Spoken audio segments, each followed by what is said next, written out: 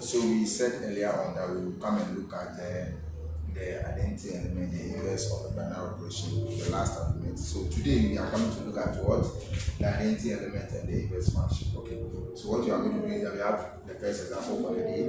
That is a binary operation inverse triangle is defined on the set of real numbers by m operating on n is equal to what?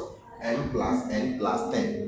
You are supposed to find A, the identity element, B, the inverse of it should be the inverse of 2 and negative 5 under the operation.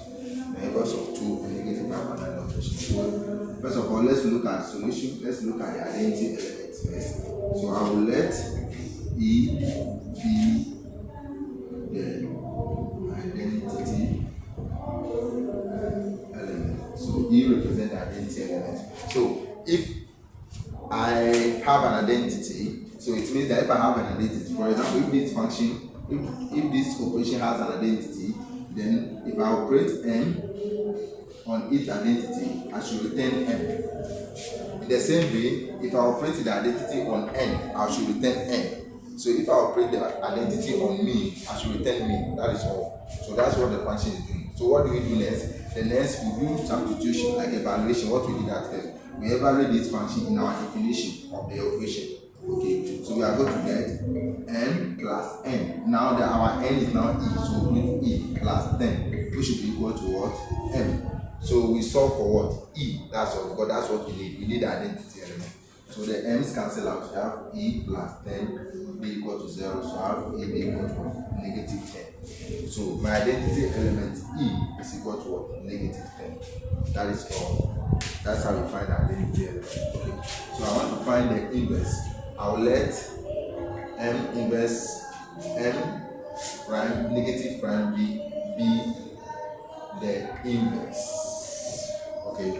So how does the inverse rule also work? So if I operate m on its inverse, it might give me the identity element. That is it. So if I operate m on its inverse, it must give me the identity element. So if I multiply myself, or if I add myself, or if I operate myself, depending on the definition of the operation, with my inverse, I will return what? My identity. So the same way, we are going to substitute this one and this one into the definition. Now our m here is now our m inverse over here. So we are going to get m plus n, but now it's going to be m inverse plus what? 10 is equal to e. We have m plus m inverse plus 10 is equal to, what is our e from the previous function? It's negative 10. So you have negative 10. So you have m plus m inverse plus 10 equals what? Negative 10. What are we going to do? We are going to make m inverse the subject. That's all. So you have m inverse being equal to negative 20 minus what? M. So at the end of the day, I have my m inverse to be what? Negative m minus what? 20. M plus 20. So that's going to be what? My inverse function. My inverse function. This is my inverse.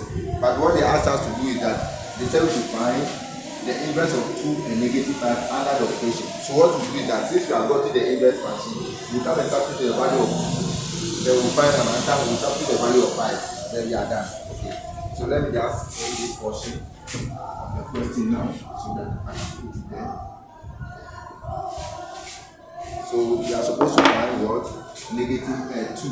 So 2 under the operation is going to give me negative 2 minus 20, and that will give me negative 22. And then 5 under the operation is going to give me negative 5 minus 20. So this way we are substituting this n. So negative 5 minus 20, that will give me negative what? 25. So we are done. So this is how we find what? The identity element and the inverse of a function. Okay. Now what do we do? If I operate myself on my identity, I should get myself, and that give you the definition or the formula for what? The identity element. If I operate myself on my inverse, I should get to what? The identity, and that give you the definition for what? Finding the inverse. Okay. And so that is all. Any questions? If there are no questions, we meet in the other class, where we are going to discuss further examples under inverse and identity element, and then we'll be looking at what the associative and the commutative what properties. Is that okay? All right. So I'll see you guys later.